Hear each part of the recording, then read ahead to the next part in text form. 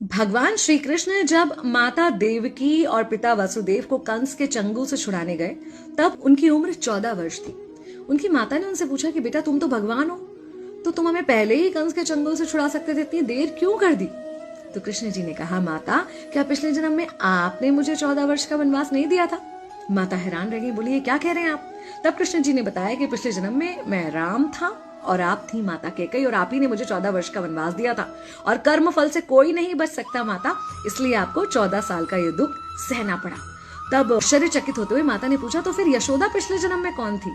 कृष्ण जी ने बताया, वो थी माता कौशल्या, जो 14 साल तक अपने पुत्र से अलग रही थी। उन्होंने उस दुख को सहा था, इसलिए इस जन्म में 14 साल मैं उनके पास रहा और मेरे साथ रहने का, माता और पुत्र के प्रेम का सुख उन्हें मिला। कहने का मतलब यह है कि कर्म फल से ना उस युग में कोई बचा था, ना आज कोई बचेगा।